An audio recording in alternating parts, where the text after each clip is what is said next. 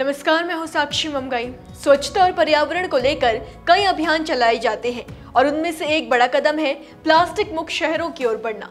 देहरादून को भी plastic free city घोषित करने की पहल की गई। नियम बने, निर्देश जारी हुए, जागरूकता अभियान चले।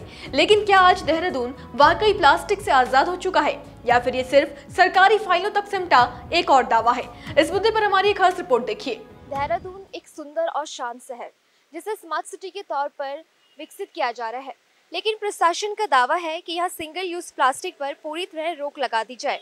लेकिन आप खुद देख सकते हैं, दुकानों के बाहर लटकते प्लास्टिक बैग, सड़क के किनारे बिखरे पॉलिथीन के टुकड़े और जगह जगह लगे कचरे के ढेर कुछ और ही कहानियां बयां कर रहे हैं। चलिए जरा लोगों से जानते हैं कि अगर प्लास्टिक बैन है, उसके बावजूद भी ये प्लास्टिक का इस्तेमाल क्यों किया जा रहा है। प्लास्टिक की कोई इसका कोई ऑप्शन नहीं है। पहली बात तो ये है।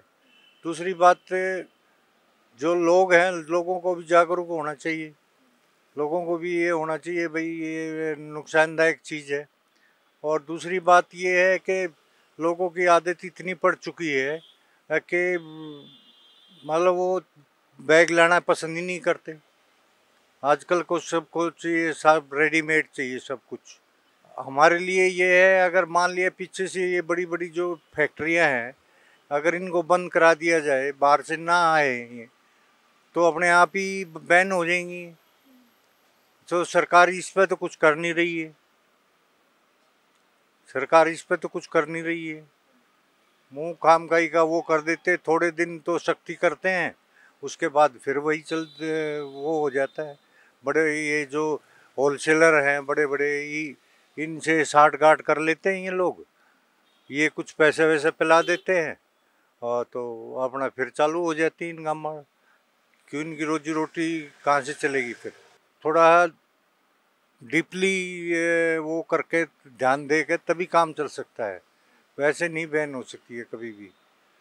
इसको तो इसके तो भाई बड़ी बड़ी जो फैक्ट्रियाँ लगा रहे बैठे हैं लोग, उन पे बैन कराओ ना। फिर कैसे आएंगी बताओ? वहाँ तो कुछ करते नहीं। यहाँ पर हमारे छोटे छोटे दुकानदारों को छोटे मोटे उनको परेशान करते हैं। हाँ, तो मेरा कहने का ये है, इसको तो बिल्कुल ध्यान देना पड़ेगा। तो आपने सुना, जब दुकानदार से बात की गई तो उन्होंने कहा कि प्लास्टिक का कोई विकल्प नहीं दिखता।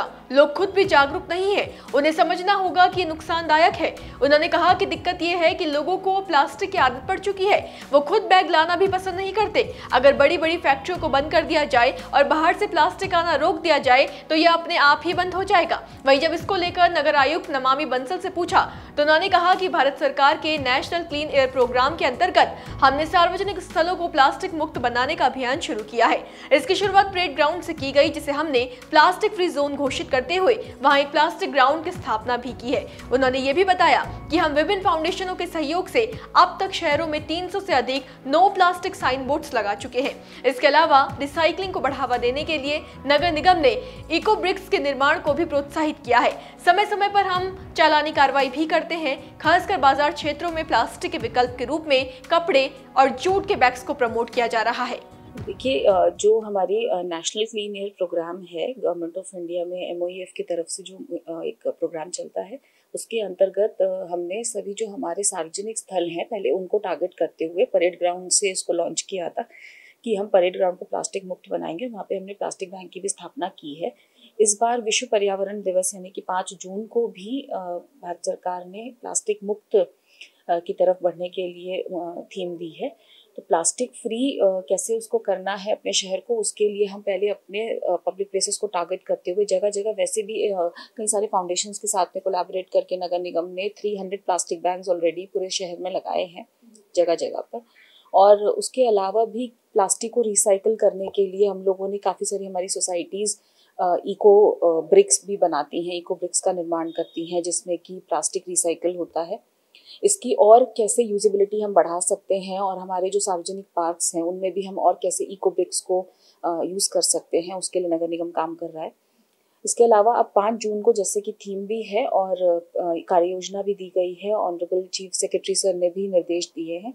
उस सबको देखते हुए हम लोग भी प्लान कर रहे हैं कि मैसिव प्लास्टिक कलेक्शन की ड्राइव भी करें और प्लास्टिक फ्री की तरफ हम एक मैसिव कैंपेन 5 जून को प्लान कर रहे हैं। लगातार टाइम टू टाइम हम लोग चलानी कार्रवाई करते हैं प्लास्टिक को लेकर के, स्पेशली जो मार्केट एरियाज हैं वहाँ पर, और उनके ऑल्टरनेट इको फ्रेंडली इनिशिएटिव्स भी हम लोग प्रमोट करते हैं। अभी जो हमारा परेड ग्राउंड का भी इवेंट था उसमें हमने क्लॉथ बैग्स, जूट बैग्स को प्रमोट किया।